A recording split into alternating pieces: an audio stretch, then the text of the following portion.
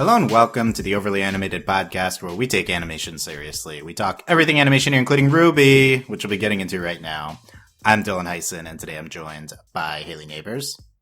Hello. And Maddie Potter. Hello. We're talking the latest episode of RWBY, the extremely eventful and controversial With Friends Like These, Chapter 12 of Volume 7 of RWBY. That name is so much worse now that I know what happens in this episode. Yep. I completely forgot. This is an appropriate name, I think, for what they're going for in the episode.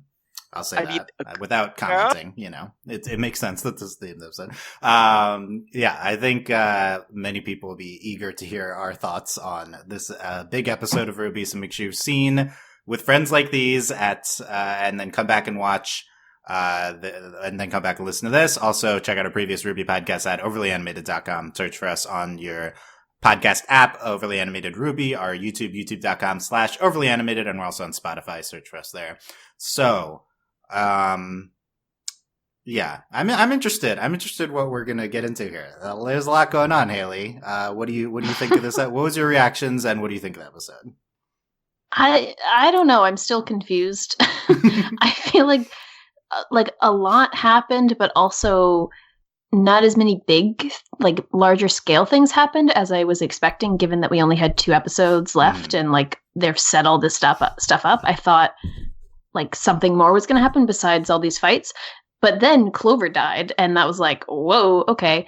And I think is a waste of a character, but I'm sure we'll get into that. I was just mentioning too that I didn't catch him saying good luck as he died, and that just first of all, how dare you for missing the best line of the episode? I know. I don't know how I missed that, because I would have been just cackling in response, but I didn't. Yeah, exactly. Yeah, I don't know. I think there was some good fights happening in here. That was fun, but it was good. It was just how is there only one more episode left? Because I feel like Salem's gonna arrive. Atlas is all gonna crumble to the ground. Where are the monkeys? Okay. Where are the monkeys? Okay. Yeah, this is all beyond. But I think this episode itself is, in my opinion, objectively good. Okay. Yeah. Just looking at it. Okay, objectively good from Hayley. It's good. It has terrible moments, but I think overall it's a generally good episode in terms of structuring and everything else. Okay, strong. But has a bad moment. Okay, strong take the start off. Maddie, first, stop bringing up monkeys earlier and earlier in the podcast. Stop it. It's necessary. They promised us in this season. You can't make this. They did not promise monkeys. No, and they can absolutely make the last season stinger monkeys and not bring them in. So I take issue. And when the actual comment was. When Hayley was like, yeah, big things didn't happen this episode. Yeah, well, it's because last episode it's Salem's coming and she didn't come this episode. So okay. This is true. Okay. did not happen. Okay. Maddie, what do you think of this route? Okay. Legitimately, the biggest thing that happened is, Dylan, we have extendo legs now. Mm-hmm. There was extendo limbs were on full display this episode. This is the first extendo legs we've ever gotten, Dylan. So you must love it then. This might be my least favorite episode of RWBY that's ever happened, Dylan. Ever happened? Okay, no. Okay, why? I mean, Clover happened, Dylan. Yeah. In a very illogical. What are your feelings about? Yeah, what are your feelings about that? Okay, all right. There's a lot going on here. Okay, I'll break this down, because what happened with Qrow, with Clover disagreeing, I don't like it. I don't like Clover. I like that they're characters and they're doing this, but I mean, they've been flirting all season and now they're being forced against each other. Okay, sure. For whatever. No reason. We're doing it. And that's frustrating, but at least it's just you could at least say they're expressing their frustration and their tension between each other in a fight. And that's whatever. And then Tyrion gets involved, Dylan, like he always does, and he made it the worst thing I've ever seen. Your favorite character. He literally He literally destroyed Qrow's character, Dylan. Why did Qrow help Tyrion, a literal serial killer? Mm-hmm. Because Clover, they wanted him to die. Why I think though? That's your answer. It makes no sense. I know. Qrow doesn't want Clover dead. He's never wanted Clover dead. Not once. Why would he ever work with Tyrion? And Qrow literally has beef with Tyrion. Like, so much beef. I just... This feels like the most queer-baiting thing they've ever done, Dylan. Like, this is, feels like legitimately like queer-baiting. So we spent all season with them flirting together, and then we have this splash screen that's very similar to the one with Adam and Yang. And it's just... I am very upset with this. I am very upset that this is where the season was going. I'm very upset that they couldn't even be, they couldn't even give us the token, explicit love before Clover died. We didn't even do that. They were just baiting on so many levels, and I hated it. Yeah. We're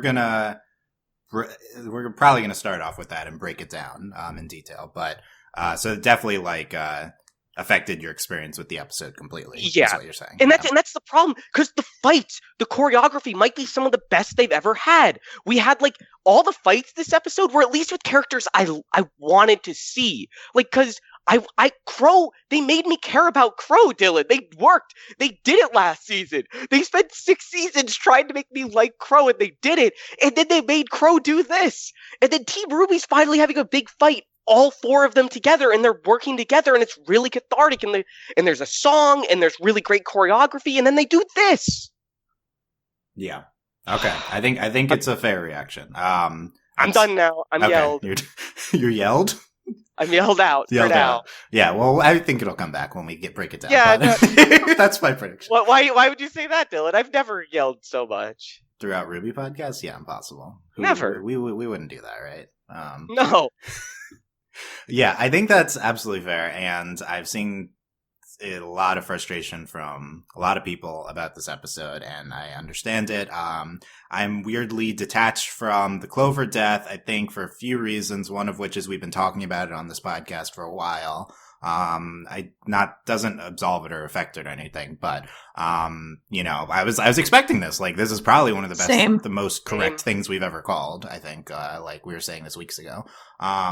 But there was an element of ridiculously with the semblances, which never really attached me to the characters or the romance or anything. So, that's probably why. How did you bring up semblances before me, Dylan? I apologize to all our listeners.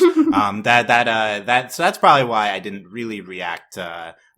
This was not how I saw it going. I mean, Clover ends by saying good luck. That's how we saw it going, I several times on this podcast acted out how the scene would go, I think, in 7. Yep. And it wasn't exactly right, but this is I thought it would be a dramatic sacrifice for love. Yeah. And it wasn't. They made it worse somehow. Yeah, it's definitely the biggest flaw with this episode, other than, I think a lot of what's wrong with Qrow and Clover is the whole season and Rooster Teeth's handling fault, but also this episode doesn't handle it well. The biggest problem or just the most glaring problem is just the logic of Qrow working with Tyrion, and also Clover working against Qrow when Tyrion's there. It just doesn't, what Stan is it just doesn't make any sense. That being said, because I was detached, I guess, from the ending, it didn't necessarily affect, at least on first viewing. It's more complicated seeing the reactions and stuff. But on first viewing, I was just loving the RWBY fight scenes. Honestly, this episode really stands out to me throughout the season because I was engaged with every single scene. I agree. I was very interested. Finally, after being completely disinterested in large parts of the plot this season, every moment of this episode was interesting to me. I really cared about the RWBY fight. I really cared about the Qrow and Clover fight. I cared about the Winter and Penny stuff, and then there's the stupid scene with Jim and friends but I care about that too because Neo's there. But so I was really engaged this episode, and production values wise, animation, everything that went the crew went into this. I think this is the most well produced episode of the show ever. It's gorgeous. The fight scenes are dynamic. This is what the show lost, I think, a few seasons ago, and these scenes are just snappy and fast paced and engaging and full of gorgeous shots. There's a great song in it.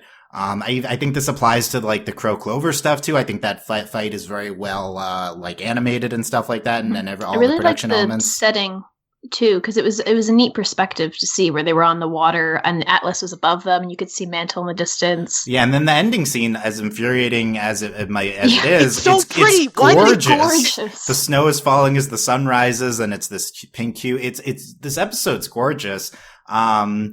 It's like, this isn't that important of an opinion. I think what we're about to talk about is more important, but I do think this like might be, for me, be like the best or second best episode of the season. But, like, I completely understand if it's disqualified by the last episode. For me, I was detached from it. I think that's, like, I do think my reaction is valid. I don't think the show, like, did a ton to invest us in the characters, but some people absolutely were regardless, and that's completely fine. But it also is like objectively, like from an overall like social issue standpoint, kind of very frustrating. And asterisk may or may not be even more frustrating depending on next week, which we're about to talk about, I think. So, Dylan, I think you're right. Like, this episode is very well produced. It's like so beautiful, and how can they put so much effort, so much work into this and talk so much about LGBT issues and then come out with this? Yeah. So first thing I want to say is getting into the Qrow and Clover, like, I mean, we can't talk about the other parts of the episodes without just having a large discussion on this and representation and Rooster Teeth and stuff. So let's get into that. I think the first thing is they didn't want to make Qrow and Clover explicit because they knew they were fridging Clover the whole time. Like, I think that they just don't fridge him. That's how simple it is. Right. So my reading of this character and this arc was always kind of like this tragedy. I know not everyone has read it this way, but I've always said, like, this is a character that's been introduced to die. Like, you don't have a good luck character without being, like, the show is like, oh, I'm edgy. I'm going to do the opposite of, you know, what the thing is. So here's the good luck character. They're not going to have good luck. They're going to die at the end. Also, it's like Qrow is on the up and up, and wow, the irony of the person he attaches to and has his best connection with all show. He dies, he has to fight him. This is all like very RWBY kind of material. To a certain extent, I think it's kind of standard dramatic, tragedy fare. Like, I think in their minds, that's what they're doing. Like, I think they're trying to do that type of arc. And so it's like, they're not viewing maybe that this is, fans got really attached to their romance, and this is like very bad from like a queer issues perspective, and also just from a MLM perspective, like male romance on the show, there's none, and this is kind of the first one they did, and then ends like this. And like, here's the thing. This is when you just have a token straight relationship. Just do that. You didn't need this. Like, honestly, I'm never like one to like not have gay, but it honestly would have just been better if Clover was a woman and they didn't bait us all season. Like, this is just awful. Because they obviously have ideas of what they want, Dylan. They obviously thought about it being gay because they flirted. Like, you can't, like, there was, even if it wasn't explicit, they flirted. Some people do not see it, which is like, crazy. Okay. I don't understand. They're wrong. Okay, let's just put those people aside. They're wrong because I think you don't know what flirting is, if that's true, because that was 100% flirting. Yeah, and those loving looks at the end. Yeah, that was very very explicit. Died in Crow's arms at a sunrise. Like, they're gay. Like, I don't think that's in dispute. What's in dispute is the fact that it wasn't explicit. Like, it just wasn't. And they can do all that. They realize that it's bad that they're fridging their gay, and they don't just make the connection of, hey, what if we just don't fridge the gay? It's that simple. Like, they can still have Clover and Qrow be tragic. You just don't have to kill one of them. That's a great point. Like they can fight. Like, this is actually kind of a standard TV plot where I just saw this in the last season of the latest season in The Expanse, where there's like a romance and one of the characters ends up following orders. And I mean, that's kind of, and you know, like, so it's like conflict on like these two sides, and there's conflict from one of them having to go against the other. This is like pretty standard fare, I think. But I think you don't have to kill Clover. That's right. Why can't you just get arrested or one of them leaves or something? Yeah, exactly. And even if they like, I feel the same as you, Dylan, where I never was that invested in them. Like, they're cool, but they weren't my focus necessarily. And I agree too. It was like they the team can't resist killing off the good luck character. But they could have done it in a way like how we were predicting, where he sacrifices himself for Qrow or something like that, rather than like Qrow somehow causing his death in the most illogical way possible. That's out of character. Like, you can just see the manipulating of the scene so clearly, and I think that adds to it. It's not even like, oh, they did all of this and he sacrificed himself and now he's dead. It's like, it was just in a really stupid way, I think that there's a confluence that we're talking about of the kind of stupidness of the logic of the scene combined with the fridging. Yeah, exactly. Yeah. Where it's just, oh, so you didn't care about this relationship at all. Like, if they were willing to put all this effort into like other things and whatnot and make this whole scene be a really important part of the episode and really dramatic and put all this great production value into it and everything, but then just make it completely illogical, it's so weird. Like, it just doesn't match up, because it seems like they were trying to have this be a big moment, but then they didn't invest in it very much. And it not that it's good if it was like done really well and he died, that would still be terrible. But at least it wouldn't be also like it was pointless, like this could have been avoided. Yeah, Maddie, so what if it's the thing we predicted, where Clover, maybe they fight, but then Clover realizes that he should be going with Qrow, and he sacrifices himself to save Qrow's life, and they maybe have an "I love you" at the end, but he still dies. Like, still fridging, and then it's explicit. Is it worse? Is it better? Yeah, right. I don't know. And like but in that case, at least Qrow isn't like actively killing Clover. Like, because Qrow actively kills Clover here. Like, he just throws, like, it doesn't even make sense in character why Qrow did this.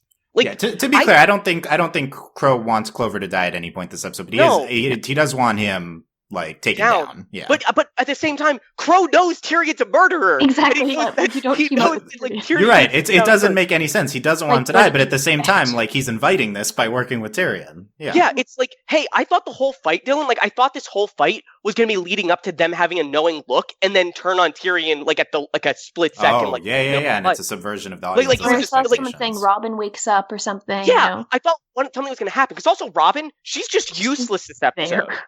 Yeah, all our previous complaints about Robin's involvement in the plot are valid. Like, she's a nothing character this season.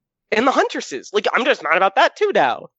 Like, maybe the Huntresses would have showed up and helped. Like, they could have showed up and helped. That'd be cool. It's weird. This is one of those scenes where you can imagine 5 different ways it could have gone differently, and they all would have been better. Probably all better, yeah. This is all, like, this is just, like, this is the worst way they could have done it. Because I literally, if you handed me a scene and said, here's what all the character choices are, like, all the character, like, motivations in this scene are, this is not at all anywhere I would have gone with it. And, like, I want to be clear here. Like, I don't think I was clear at the beginning. I'm not a huge Qrow-Clover shipper. Like, I feel this way, and I'm just mad because, like, this is what 7 years of bad faith has done to me. It's just, like, they've been promising for 7 seasons gay, and they haven't delivered. They gave us Ilya. They gave us the wives last season, and that's it. That is it. They're all characters who were gone after a couple episodes and just don't matter much. And there were other problems with Ilya. And then we get this, and we still don't have Bumblebee explicit. This was teased all season, and one of them's killed. Like, there's also the thing of the trans thing that I'm waiting to talk about next week, just in case it somehow comes up next week. Zero chance that comes up next week. But what, zero chance, Dylan. But I'm still waiting because I know someone will say I should wait till the end. Luckily, Clover's dead, so I can just say this is not happening now. I just secretly zombie Grimm. Yeah. Okay. First of all, I want to acknowledge because none of us, I guess, are big fair game shippers, as we talked about. I definitely want to acknowledge the fair game shippers and what they're going through right now with this episode. And I think it's like very valid to get attached to this romance. It's extremely appealing. It's the first kind of legitimate male like ship that was presented to us, and people are like really upset, and I think they absolutely can be. Like, personally, I think a lot of people were misreading where this arc was going, but it doesn't, and like, but it's not the audience's job to be genre savvy. Yes, people were wrong about what was gonna happen, but like, it's people's reactions are valid. Like, just because you weren't genre savvy, like, it doesn't mean that people. So I think like this is pretty rough if you were attached to these characters, which I think the show actively tries to invite you to, and then make this more tragic. Like I think that's the point of the arc is like make these characters and their interaction appealing, and then have this be a tragic. Kill them off. And I think everything up to Tyrion joining the fight is done well. I think it's great. Like they have this standoff, they have this moment where they're both looking at each other, and like you think they're gonna have a dumb fight with good and bad luck semblances, and it's gonna be silly, but like we've spent a season building them up of like Qrow's had this arc of like becoming better and like becoming a better person for himself, and we get to this point, we get to this fight, and this is it. This is Qrow choosing to be a good person over doing like the thing that he wants to do for once. But like it's, or like having to choose between those. I mean, choosing between what he wants to do and what he thinks is right. And like they somehow made it the worst of both worlds and made him like regress so far. Like, how do we continue with Qrow as a character? Like, I don't even like Qrow anymore. Like, I can't. I think part of the issue here too is that by deciding to frame the fight in this context of Qrow being the one to basically cause Clover's death, the writers seem to have a plan of making Qrow again for the 15th time have a storyline of him like struggling and regressing and just overall feeling terrible. It's like, we've already done this. We've moved on. He's moved past this, at least partially, and he seems to be getting a lot better this season, and he was an enjoyable character to be around and was supporting the team and having all these good things. And it's like, I just don't get why they feel like they have to punish him again. Because, you know, like he could have moved on, but it seems like now he's just going to regress again. It's like, I A, don't think that character deserves it, and B, I think there's, as they've shown us, a lot of other storylines and characters that we have, and it's like, again, why are we doing this again? You know, like he could have had a good future, but they just keep wanting to punish Qrow. Yeah, absolutely. Getting old. Yeah. And again, you could still punish Qrow, and Clover doesn't need to die. Exactly. Yeah. Like, so you can do that, but also I also think like on its own, you know, a lot of people are attached to Qrow now as improving. They're seeing themselves in Qrow and like improving as people, and then they're just kind of repeating this. They are kind of repeating the same story point with him, and it is frustrating. And I think it's like less impactful because it's like, yeah, this is the Qrow character. This is what would happen to the Qrow character. It's like, we're just gonna do this for 5 more seasons with Qrow. This is what we didn't kill him earlier to have him repeat the same kind of story points. And then the other point of like how illogically Qrow is acting. Like, I think this is a new ground for RWBY. I don't think I can't think of another instance where a character has a character's actions have not made any sense before in an episode. Yeah. Like, I think this is pretty rare. And, I mean, how do you proceed? I think you just ignore him in this episode. Like, I think it makes more sense if you ignore what he was doing here. And Tyrion's still alive. I think this shows that Tyrion's going to keep living through this season, and that's a whole other bag of worms that I'm upset about. They would have killed Tyrion. Him and Qrow, top of the death pool all the time, but they will never die. Yeah, like, if, like, at the very least, like, couldn't Clover have killed Tyrion at the same moment he died? Like, at the very least. I'm not sure how much better it would have been, but it would have made us feel better about that character. Yeah. No, Tyrion, you had a great read, Maddie, earlier with it's like Tyrion is their coolest fight villain, so they're never killing him. Yeah, I think that's true. Ever. And he still hasn't used the stupid tail. Yeah, not much tail. Considering this is a Tyrion season, not enough tail action, honestly. Like, he didn't kill him with the tail, he killed him with Qrow's weapon. Yeah, Dylan, he hasn't. Why does he have the stupid tail? He keeps like surrounding his blades with purple mist and killing them, and the tail is just there. Yeah, bad use of robot tail. I mean, come on. So one of my reactions after this, after we see the way they handle this episode, is like, there's no way they're fridging Clover and not having Bumblebee kiss next week, right? Dylan, there's right? That's not true. You know that's not true. They could totally do that. You would think they could not walk away from writing this season with both this ending for Fair Game and we thought they were going to kiss when they met up again. But like, especially now, there's no way, right? I don't know, man. Dylan, I am like very convinced that they think they're doing a great job, and no. Oh yeah, they definitely do think they're doing it. I just now don't know, like, what scene is going to be having quite enough of a moment where they can have that happen. You know, we would think, like last season, there's the quiet ending to that, but like they're not going to resolve the Salem stuff. Like it's going to end with Salem looming over them or there. So yeah, I don't know when they're going to have a chance. That sucks. Here's the thing. Maybe it doesn't even make it much better if they do culminate Bumblebee next week. So from like a broader like queer rep perspective, it's like right now they've never had a so except for the minor couple of Saffron and Terracotta, they have not had a happy gay stuff happening on the show ever. And they just had their least happy thing happen. So it would be good if we had a major happy couple gay thing happen. But at the same time, I think a lot of Fair Games fans are feeling upset about how the show handles male-male romances, and Bumblebee coming together doesn't fix that. So I think that's valid if you don't care even if Bumblebee happens next week, because really the show is like so hyper focused on teasing / queerbaiting like these female ships, and they had the whole thing with the pilot from a few seasons ago, which really didn't happen on screen. But then the pilot died, and then apparently it's like, oh, that pilot was gay, and it's like we didn't want to say that in the show, but that's like the only thing. You still said it. You don't have to say it. You don't have to go up on stage and say these things. Yeah, and then that's really been it. So now it's like all the coded gay characters on the show have died. I guess Qrow is still coded by. He somehow lives, and it's that's real. I have no sense that they understand this at all, that MLM fans of the show might feel upset about that. So I hope that they take that away from this episode. Not that, I mean, we're past the point of it's like take it away for next season. We're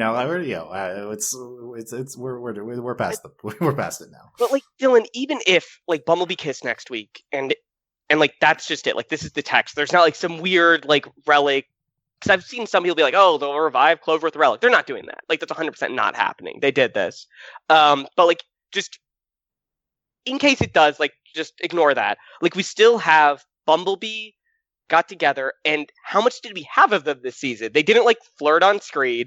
They didn't really do much together on screen.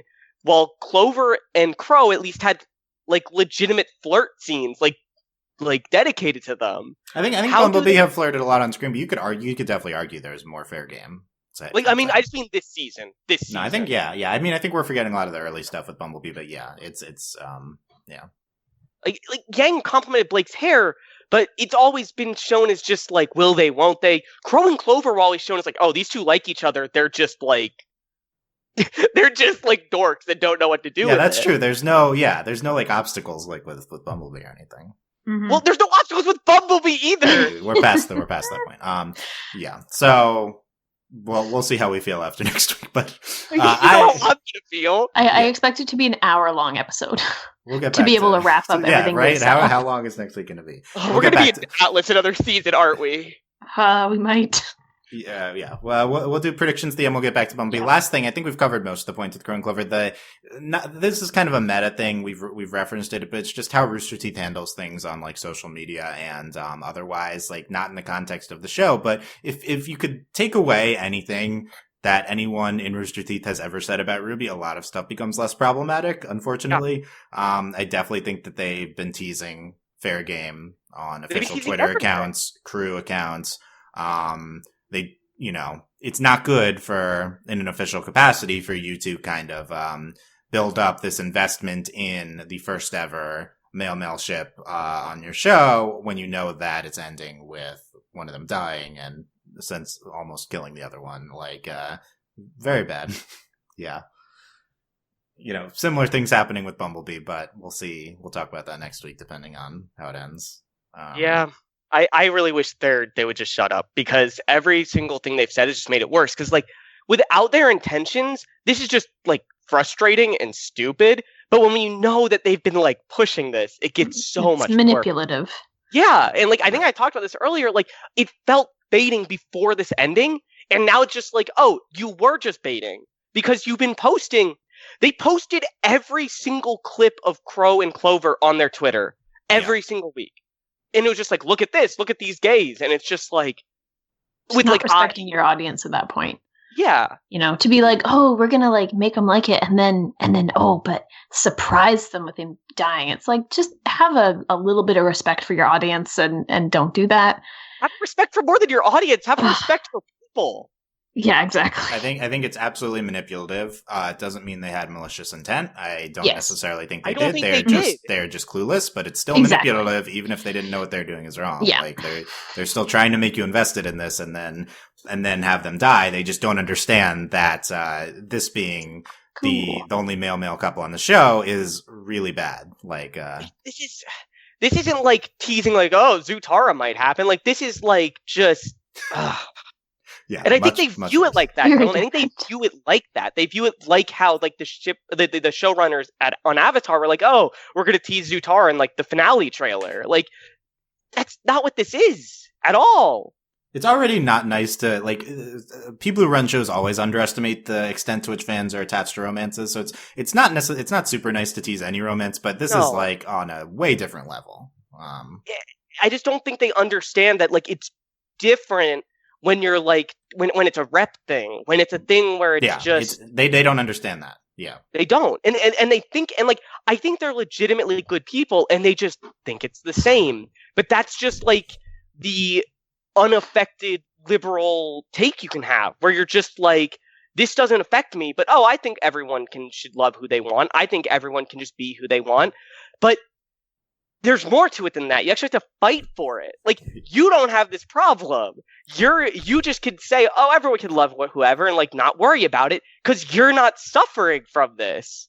Yeah, it's a very privileged take by Rooster Teeth, but and there's also, like, fair amount of queer people on the crew now, and it's disappointing, and I also feel bad for them, and, like, disappointed in some of them and also feel bad for them and feel bad for like this whole like just all bad. Yeah. And like I'm not mad at like I can't point a finger at specific people. It's hard to say who specifically it is. I'm mad at specific people because I think I know who they are, but I don't want to like point at them. What's really frustrating is that like we got new writers this season. And I don't think this they wrote this episode.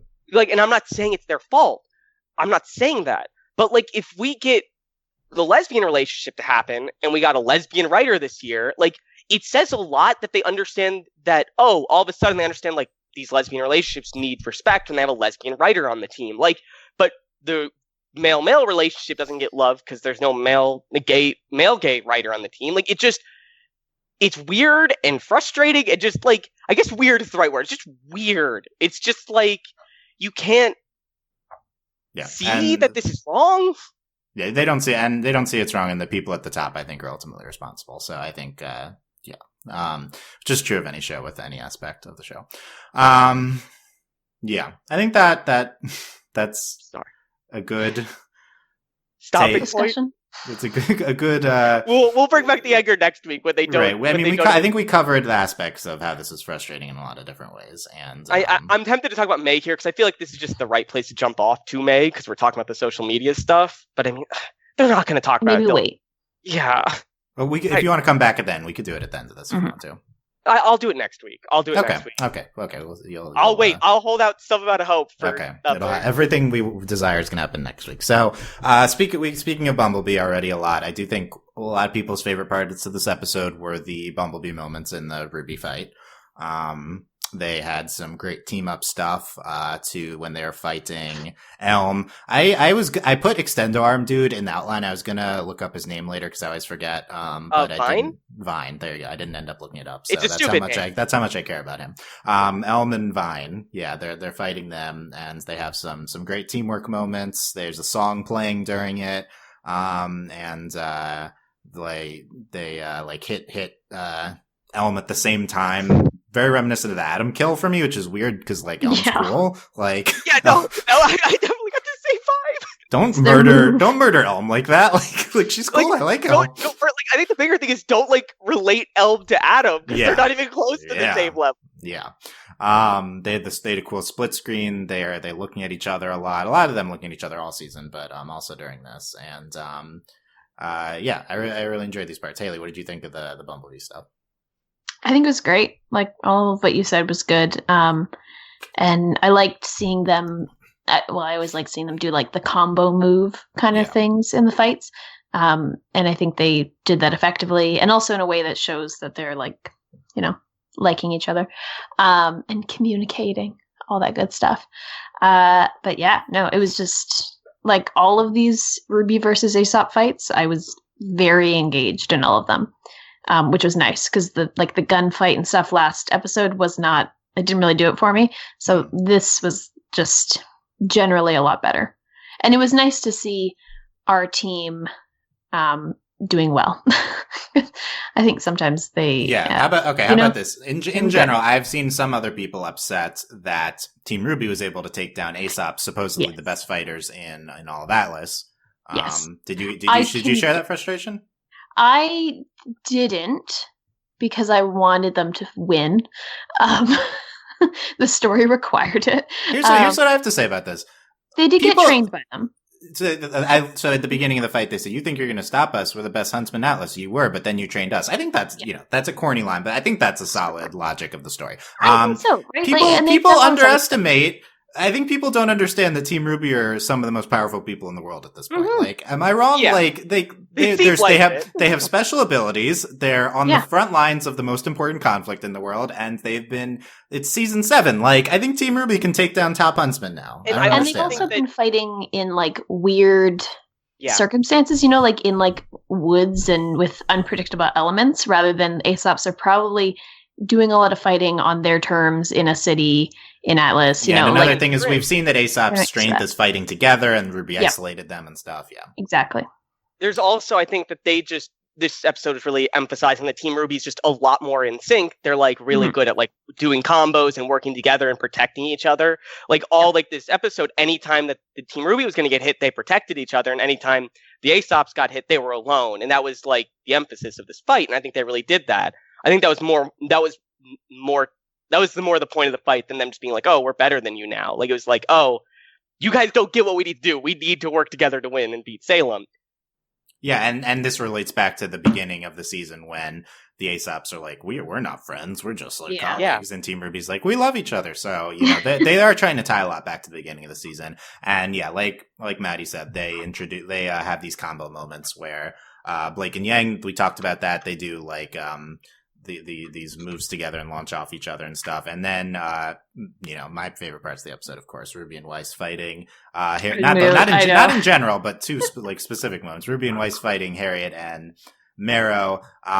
There's a part where RWBY saves Weiss when Marrow launches like his weapon, and it's honestly, like, I'm gonna make this the screenshot. If you like do a frame by frame on that scene of like RWBY like deflecting that weapon in front of Weiss, it's like absolutely gorgeous. Like, for like a 5-second thing, the level of detail that they're putting into the show now is remarkable. Especially relative to the writing. But I did what? Huh? But and then Weiss returns the favor at the end and saves RWBY by knocking Harriet out with the ice wall, which I think makes a lot of sense. Take out the speed character by putting a thing up in front of them. They run into it. It's very logical. It's very anticlimactic in like a really satisfying way. Yeah. That's how I felt. Yeah, so you have a great analysis with that. The strength that Team RWBY is displaying is working together with their partner teams. And that's like the number one thing I care about in the show, are the two pairs. So despite them fluctuating on how much they want to get into romantic aspects with the two of them, I think that this is end of the season. Focus on the strongest aspect of the show. Focus on what makes Team RWBY great. Just in general, like really great fights. Weiss says, "This is my home, and I'm not giving up without a fight." Weiss. Some people think Weiss was really good this season and really focused on. I think Weiss was not super. Like, I think all of Team RWBY was pretty sidelined in the middle of the season. But I think Weiss had her moments. But there's been a minor, I think, undercurrent of Weiss's relationship to Atlas and her family. And so I think this referencing that is good, I guess. I don't know. There's a big disconnect between people who love the season and don't, I think. I think there's also a disconnect here in the writing. I hate to bring this up, too, in that Weiss is a schnee fighting a Faunus who is calling her out for being a Schnee and fighting him and the authority, like getting the way she wants. And it's just like, and Weiss is just like, this is my home. And it's just like, Weiss, you're better than this. You know there's a lot more to it than that. Like, there's a lot more to this because he's like, Marrow specifically is saying a lot more than that. Yeah, they had that scene earlier in the season too, talking about Faunus stuff, Faunus relation stuff. That's true. I mean, I think Marrow knows there's more depth to Weiss than that, but is kind of like taunting her. They should have. I agree with that. They should have. It's not nearly as bad as anything else, like the other things in this episode, but it's just like it feels a little loose. I agree. That's a good way of putting it. I think it's pretty loose. I don't know. Just in general, these fights are. I think this is the most, people talk always about RWBY fights being fluid. I feel like to me, this was like the most fluid RWBY fights have almost ever been. Oh, yeah. I'm really excited to see Neo next episode if this is how fluid her fights are going to be now. Because Neo, like, her whole thing was just like she fights very fluidly. And if we see her just like taking down like 4 people at once, like 4 people I don't really like, I think I'm going to like enjoy that a lot. Yeah, I remember the Neo Cinder fight at the beginning of last season, I think. Oh, that was in the bar. It was that was a really fluid, really great fight, yeah. And I feel like these fights are like even way better than that.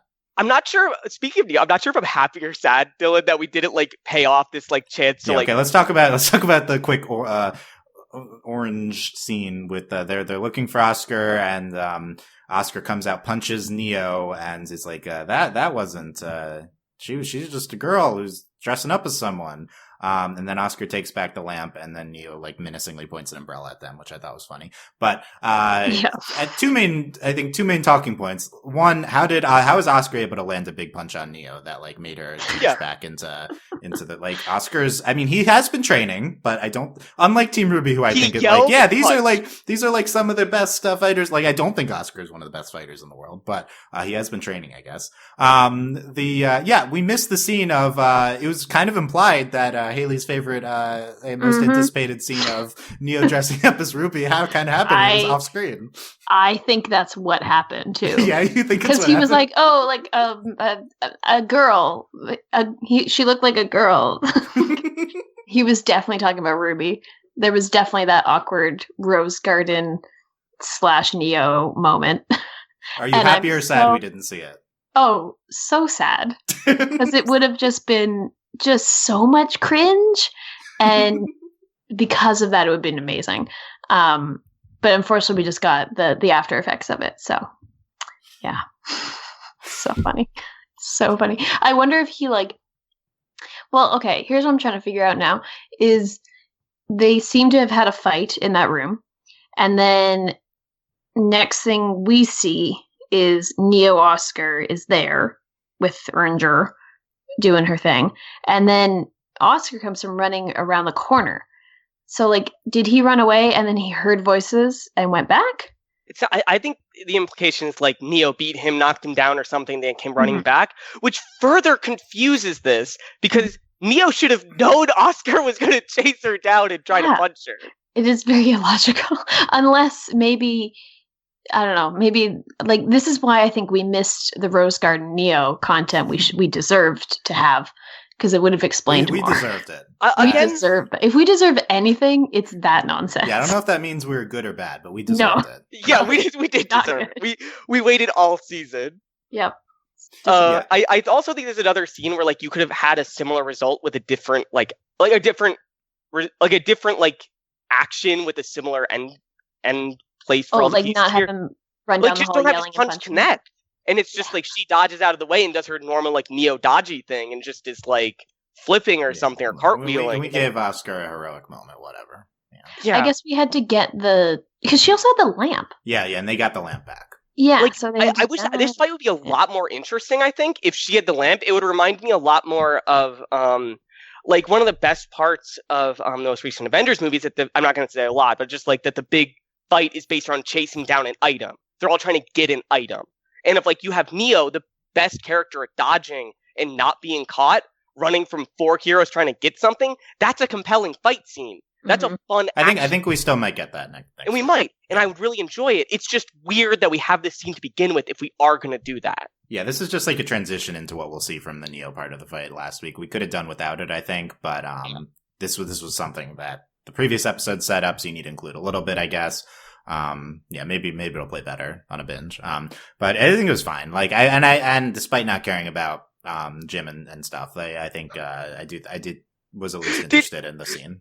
I have a question. Did we know that everyone knew Neo's name? Jim's like, I've heard about her. And Dora literally says Neapolitan, which no one says. I guess they were told.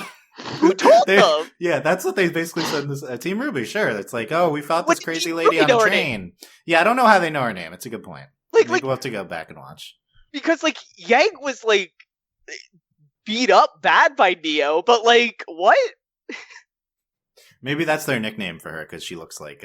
Okay, that would be fun if it was just Neo and they called her Neo because she looks like that. But then they said Neapolitan, which is Neapolitan like, ice cream. Yeah, I know. It's just like they should put that in there. Yeah, maybe like that should be that would be a fun little fact later, like in post. But I don't know if they're going to do that, Dylan. Like that's fun, lamp. Maybe maybe we're missing when everyone learned of his name, but I don't. Yeah. She didn't say it. She certainly didn't say it. So I agree. So I don't know. Okay. That's enough about Oscar. I mean, you know what? I'm probably forgetting because probably Torchwick said it in like one of the first seasons. Torchwick? Who? Okay. So, I don't know what you're talking about. I think, wouldn't they have they probably were around and heard something, saw a picture. I think it was when Torchwick got eaten by the big Nevermore. Like, I think he was talking about Neo. When RWBY was there. Okay, I still don't know what you're talking about. Just kidding. Gotta add that at the end for people. The Winter Penny and then Cinder comes in at the end stuff. I like they're putting Winter and Penny together after they've had some notable scenes this season. I think that's a good idea, and that basically the Penny and Winter are talking about how much their personal feelings should come into play. And in general, this makes sense. Penny is all about being a robot who's learning feelings. So, yes, sure. Then at the end, she says, I think it gives me personal feelings when she's about to fight Cinder. Ridiculous. Such a bad line. Like, the grammar of that is off. And, she's not a grammar robot, I guess not. It just doesn't. It's just so bad. You know how we're going to tie the end of the scene to the theme of the scene is we're going to have her say the theme of the scene at the end. Exactly. At least, the silly cake line was just what it was. Oh, no. But this is this is better than the cake line. I don't know. You're absolutely right to compare the two. Yes. Oh, man. Why'd they have to do that to Penny? All of this was good until the last line. But I was about the stupid lines. I was laughing at them this episode. But this is another thing, Dylan, where it's like they could just have a different line and the scene's like really good. Yeah, it's a dramatic clearly, scene. If this scene has shown anything, it's that them ending on cliches or stale lines is like, something that they absolutely want. It almost feels purposeful at this point. Oh, no, it's part. It's 100% purposeful. They think it's funny though and good. Like they think it's good. They do. Yeah. It's not. Okay. It's not good. Oh, man. Thanks for getting our point across. Yeah. Just had to communicate that. Cinder breaks into the maiden room right as Winter's about to take the maiden powers. Seems like they're screwed. Seems like Cinder's going to murder them. Also, love Cinder. Oh, man. I missed her so much. She's just so great. Well, her outfit in general, but I don't know. She's just like, I just love her as a character. That's all. Yeah, someone was talking, we were talking about Cinder at some point, and I forgot she murdered Pierre. I was like, I love Cinder. Oh, wait. I know, right? Yeah, it's a problematic favorite. Oh, wait. Sure. To say the least. It is essential. Yeah, she's bad. That's fine. But so this is I think this is an intriguing thing heading into the finale. Who's going to get the maiden powers? Honestly, this might be the most intriguing thing because you got all three are characters that are like pretty good characters and we care about, and then you have the who's going to end up with the maiden powers, which is always an intriguing. Not in general the maiden mythology, but like when it gets to these points when it's like who's going to end up with the powers, that's always interesting. So you could argue this is like the most interesting thing heading into next week, I think. Yeah, this is the one I'm most invested in. Although, okay, well, let's go over the odds on who gets up and who ends up with the maiden. So, favorite's got to be Cinder, right? She can just murder all three. Oh, I disagree. Yes, but how? In terms of the logic, where we are right now in the scene. Not in terms of genre savviness, in terms not of, in terms of a meta reading. Okay. Cinder's about to kill him, so you think she would get it? Yeah. Okay. Also, Winter's the heavy favorite. She's the intended recipient, right? Like she could maybe she ends up transferring it and then they escape. Other than that, I think we have some dark horses. You know who else is there? Is Penny. Penny's there. Definitely getting it. I think this was one of the things we predicted at the beginning. Like, I think I was telling you, like, one of two things has to happen. Either Penny has to join the Happy Huntresses, or she has to get the maiden power to, like, confirm her girl. Validate her as a real girl, yeah. Yeah, and I think that this is a good move. Like, again, I can't believe they're going with this story so strong, Dylan, and then Penny was 5 feet away from May and they didn't have a conversation. Yeah, well, we can totally believe it because it's them. But I know. You're right. That would have been a great... No, I agree. I think Penny's getting it. Like, I think that makes sense with her character. Like, so far, why have they brought Penny back this season? Because honestly, she's not really contributed much to the story. She got framed. That was part of the narrative, but that didn't matter. So I don't think there's a reason to bring Penny back so far that's been displayed in the season.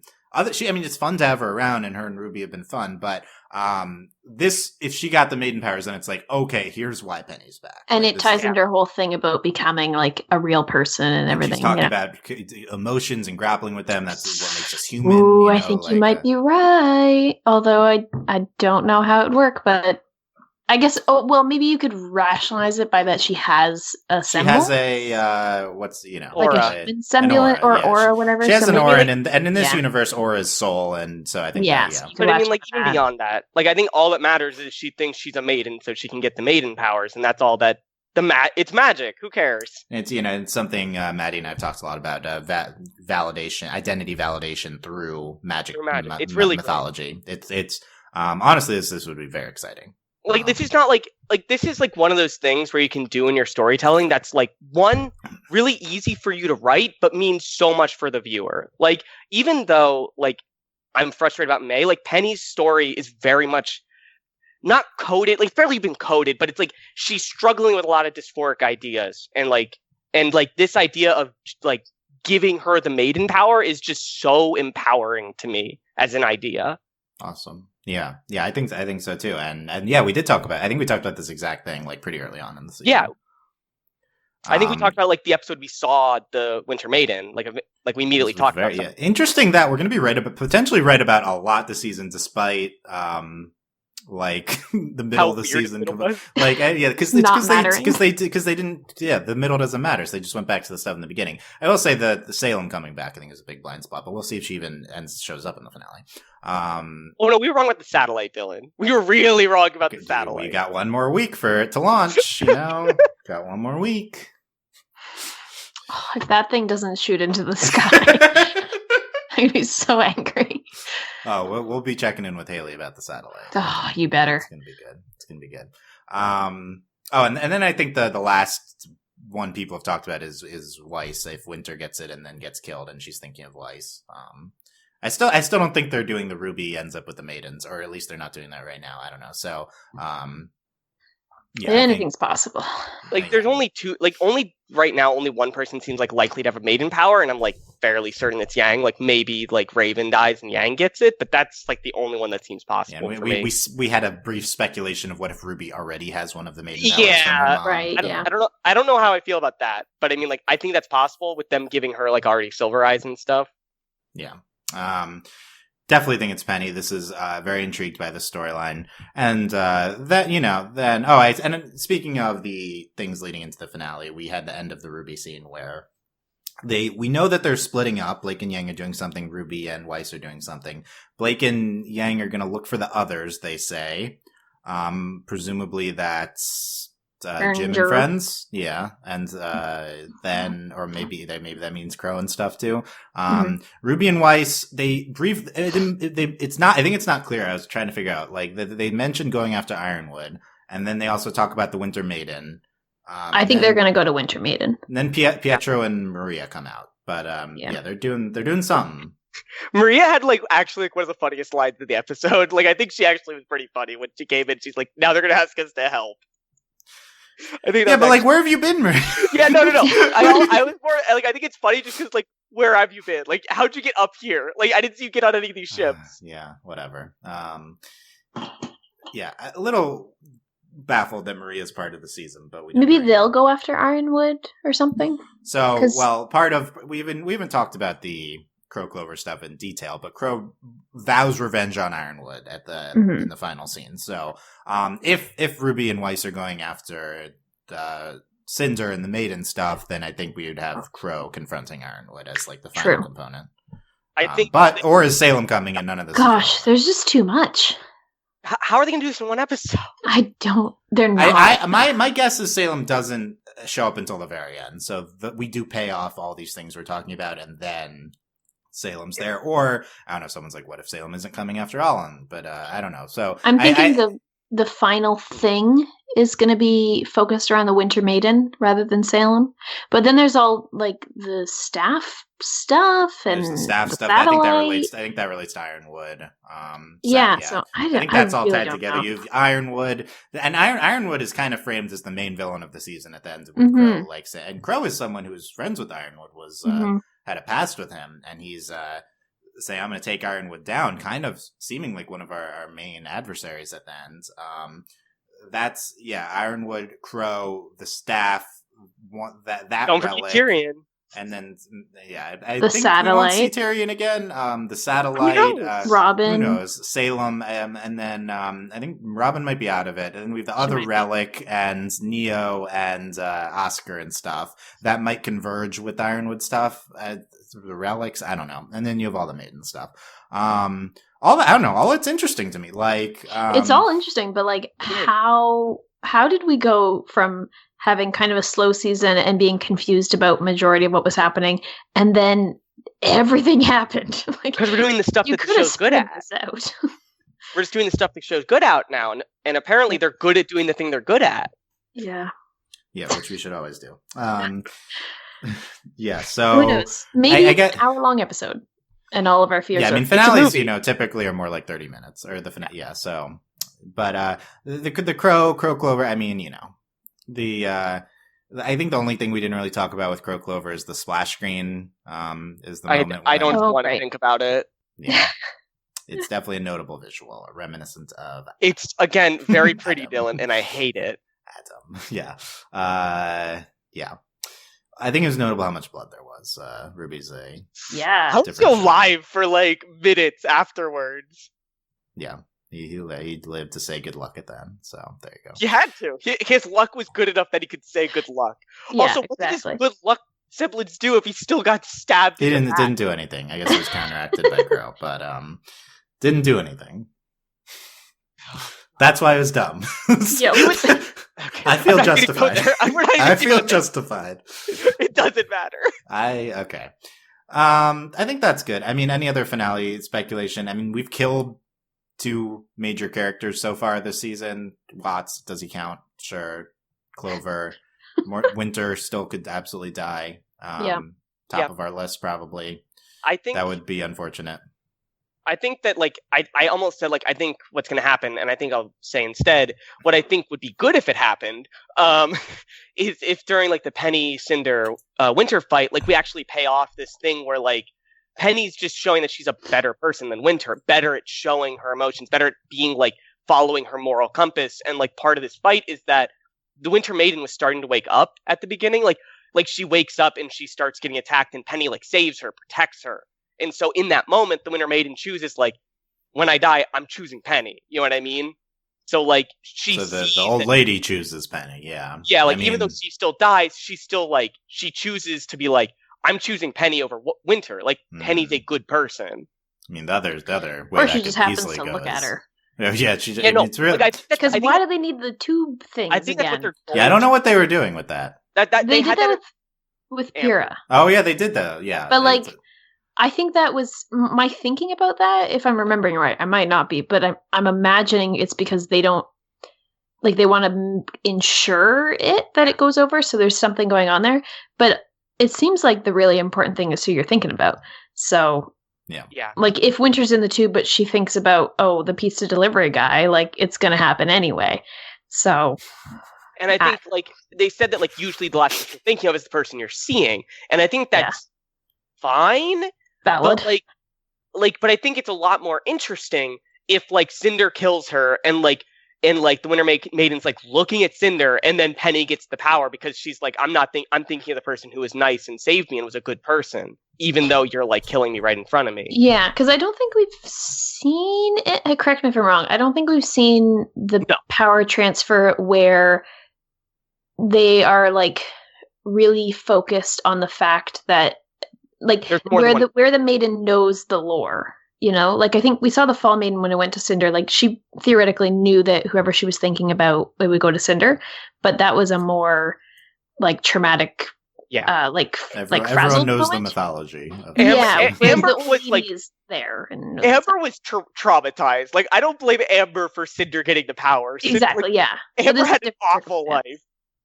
Yeah. So we'll see. I mean, obviously, also Penny could be Winter could get the power, and then Penny could be protecting her, and then Winter dies, and she thinks of Penny because they're bond this season. But let's not kill Winter. I would like to not do that. Sorry, too late. We shall see. Yeah, she was doomed the minute the season began with the Maiden. Okay, Hayley, final thoughts on With Friends Like These. All about friendship, by the way. That was the big thing. All these stuff's about friendship. Title, though, wow. Yeah, I don't know. I think if you don't think about the Clover stuff, it was, in my opinion, I think this is my favorite episode of the season.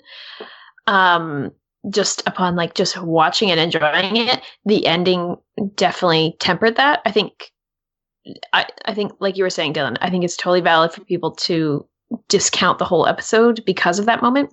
For me, I'm not viewing it that way, but I think there were really good moments in this. I just have no clue what's, like, I feel like I have general predictions for next week, but I absolutely have no clue what's happening because so much is happening. So I'm along for the ride, but I do like all of the potential in the storylines right now. So I think that's a good ending of the season, at least. Nice. I like where people ended up. Yeah. Maddie, final thoughts. I don't have, okay, I hate the Clover stuff, but I'm really impressed with the whole team. They're really, like, the whole actual animation team, the production team, they're really stepping it up. The music, the art, the animation, like, it's just so fluid, and it's clear that they're putting a lot of thought in all these fight scenes. Like, I have this sense of, like, everyone in the room is constantly thinking about where they are, thinking about everything around them. And that's just, like, something that I think was really captured at the beginning of RWBY. And they're doing it really well here. And I think that that's really great and impressive. And I think that that's great. They did that. And this episode really is amazing for it. I just really wish that the team that's working on all the animation, the team has all this focus, and I know that people on the team really love, like, Bumblebee and all that stuff, and I'm sure there were lovers of fair game on the team too. I wish that those voices were being listened to more, because it feels like there's so much effort and love and care being put into these characters, and somewhere it's just getting, like, broken on the track here through production, and it's very frustrating. Yeah. That's good. Echo all that. I think, again, not that it would fix stuff, all problems with the season as talked about, but I think we are in more dire need than ever of a Bumblebee explicit culmination next week. And I already thought that, and this week doubles it, and I think it's coming. I think that's, I've been, blindly optimistically predicting it every week this season, so why not continue? I can't imagine that they wrote this episode this way with the intent to not pay off Bumblebee this next week. And then they tell you next week that they were planning to, but something came up. Cut to next week. I can't believe they didn't pay it off. The people who are listening to this podcast, like, one after the other, you're in for a ride. The only way that they don't do it is if they view the seasons again in a completely unrealistic way and they think next season counts as the season. But that's stupid. So, we'll see next week. This whole season has been leading to Blake and Yang admitting their feelings to each other and kissing next week. I strongly believe that, having watched this season, unfortunately, week to week, and just kidding, kind of. And so this is it would not make sense if it would not make as little sense as Qrow siding with the serial killer, but it would be almost that if they did not pay off Bumblebee next week. Well, they did already take basically the bulk of this season's storyline and like explicitly say it was pointless. So maybe that applies to Bumblebee too. It might. That'd be fun. Okay, so either I think next week's podcast, what if Bumblebee happens? There's going to be a lot of intense feelings about it. If it doesn't happen, there will be a lot of intense feelings of anger. So one of the most charged podcasts, notable podcasts. Set your timers, week, probably. Yeah. So that's going to be fun. Okay, let us know what you thought of this episode. I will say, do not invalidate people's feelings about this episode. I've been aggressively deleting comments this season, as people have seen. So, definitely delete that. Don't do it. Be nice to people. Them not liking an episode does not mean that, they deserve any sort of hatred from you. So, this can't believe that needs to be said in the RWBY fandom, but. Yeah. Wow. Overlyanimated.com, youtube.com/overlyanimated. Patreon.com/overlyanimated. Thanks to our current patrons, especially our patrons of the podcast Phonician, aka Fusion, and thanks to our patrons like producers Ryan Steelback, Speecher, C. Michael, and Needle. The last RWBY episode recap next week. We'll see how it goes. It'll be fun one way or another, right? So be there. Yep. Thanks for listening, guys. We'll see you next time. Bye. Bye. Bye.